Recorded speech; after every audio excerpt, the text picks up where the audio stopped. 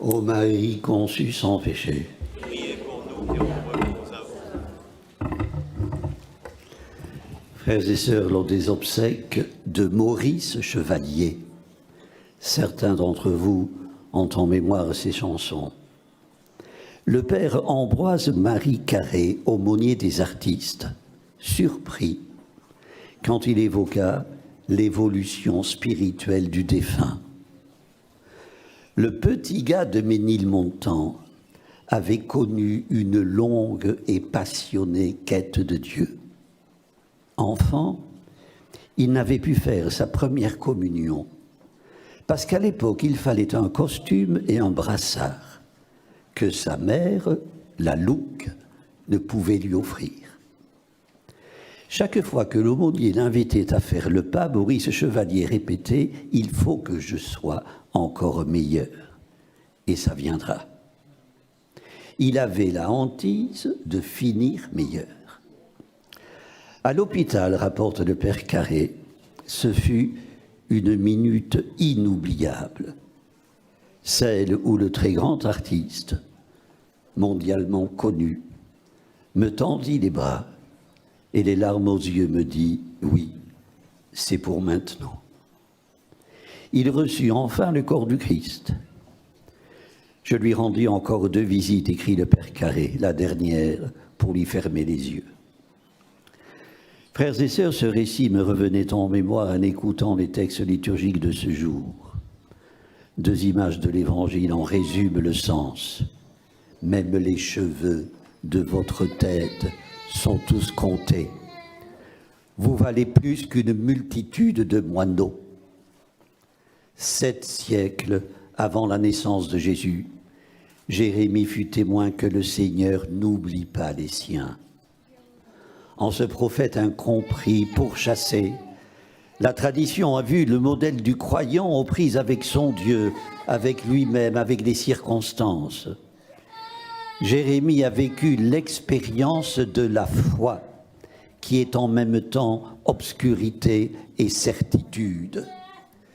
Conscient de ses limites, animé du désir de les dépasser, il ne perdit jamais pied, trouvant en Dieu et en Dieu seul sa raison de vivre. Le Seigneur a délivré le malheureux de la main des méchants, témoigne-t-il. Frères et sœurs, cette délivrance, Paul rappelle aux Romains qui l'apporte et de quelle manière. Par le don gratuit du Dieu incarné, par la grâce attachée à ce don, tous les hommes solidaires d'Adam deviennent par Jésus capables du royaume. La faute d'Adam est d'avoir voulu empêcher Dieu de donner, ou pour reprendre les mots du Père Varillon, d'avoir transformé le don en un dû, d'avoir substitué la volonté de conquête ou de capture à la disponibilité de l'accueil. Il n'y a pas d'amour à prendre, il y a de l'amour à recevoir, à accueillir. Heureusement, souligne saint Paul, il n'en va pas du don gratuit comme de la faute. Le mal abonde, mais la grâce surabonde. D'où l'encouragement de Jésus, ne craignez pas les hommes, soyez sans crainte. Les peurs ici évoquées ne sont pas liées à la circonstance.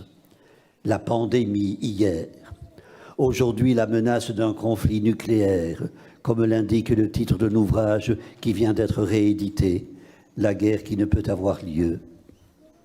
Ce sont les peurs liées aux exigences de la foi, à sa proclamation et aux risques encourus par ceux qui tentent de la faire sortir des ténèbres pour la projeter en pleine lumière, comme dit Jésus. Son encouragement adressé aux apôtres renvoie à Jérémie, qui a vécu la foi comme un combat de tous les jours.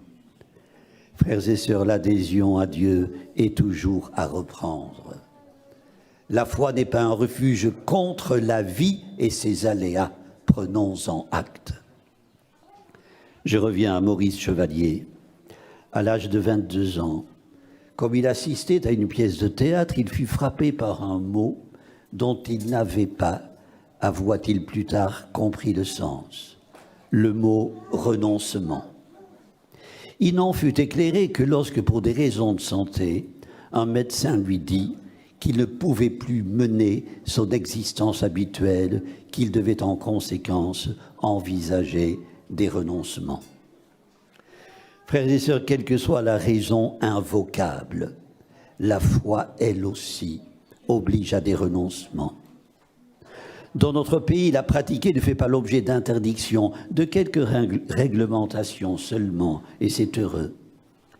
Mais une pression sournoise ou déclarée pèse sur nos modes de vie et de pensée, à tel point que fonder sa conduite sur la parole de Dieu passe pour vieillot, hors norme ou même débile. En ces temps où pleuvent les critiques sur l'Église et ses pasteurs défaillants, il n'est pas facile, dans une conversation ou un repas d'amis, d'affirmer sereinement que l'on est chrétien et fidèle à l'Église. Qui s'y risquerait manquerait au respect des usages, à ce que naguère on appelait respect humain. Des locutions derrière lesquelles est tapie la crainte de commettre un faux pas. Elles règlent les conduites sociales.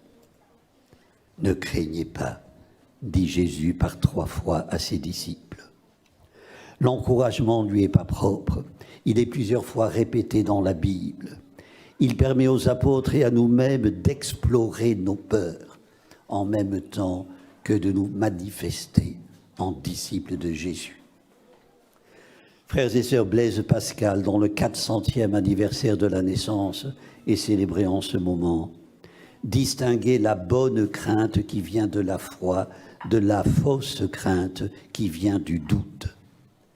La bonne crainte, explique-t-il, porte à l'espérance, parce qu'elle naît de la foi, et qu'on espère au Dieu que l'on croit. La mauvaise porte au désespoir, parce qu'on craint le Dieu auquel on n'a point de foi. Les uns craignent de le perdre, et les autres de le trouver. Un critère distinctif qui n'a rien de sociologique, mais engage toute la personne. Frères et sœurs, c'est à ce critère que je renvoie. La comparaison avec la multitude de moineaux avec les cheveux de notre tête dit a fortiori le prix que Dieu attache à notre petite personne. Entendons-la au creux de l'oreille. C'est la bonne nouvelle qu'il nous faut proclamer autour de nous. Dieu libère de toute crainte. Amen.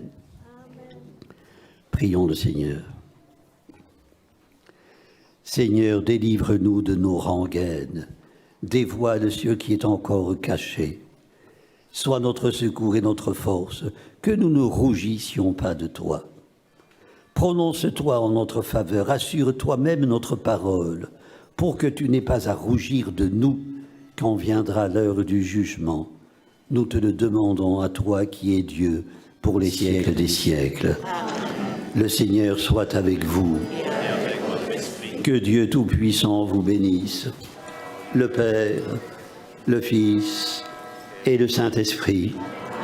Notre-Dame de Lourdes, Sainte Bernadette, ô Marie conçue sans péché, Seigneur, Prince de la paix, écoute notre prière. Nous nous tournons vers toi alors que des bruits de guerre résonnent en Europe. Nous te prions pour l'Ukraine, nous te prions pour la Russie, nous te prions pour l'Europe et le monde. Sois le soutien de tous ceux qui sont secoués, ébranlés par la peur, l'angoisse et la violence. Brise l'orgueil des puissants, inspire la sagesse aux gouvernants. Change les cœurs de pierre en cœurs de chair. Maintiens en chacun de nous l'esprit d'amour qui distingue l'autre en frère, une sœur et non un ennemi. Seigneur, fais de nous des artisans de paix. Avec tous les chrétiens à travers le monde, prions les mots que Jésus nous a enseignés pour que sa volonté soit faite sur la terre comme au ciel. Notre Père, qui es aux cieux, que ton nom soit sanctifié, que ton règne vienne, que ta volonté soit faite sur la terre comme au ciel. Donne-nous aujourd'hui notre pain de ce jour. Pardonne-nous nos offenses, comme nous pardonnons aussi à ceux qui nous ont offensés, et ne nous laisse pas entrer en tentation, mais délivre-nous du mal. Ô Vierge Marie, le peuple chrétien, à Lourdes vous prie, chez vous il revient. Ave, Ave, Ave Maria, Ave, Ave, Ave Maria. Allez dans la paix du Christ. Nous rendons grâce à Dieu. Au nom du Père et du Fils et du Saint-Esprit. Amen. Amen.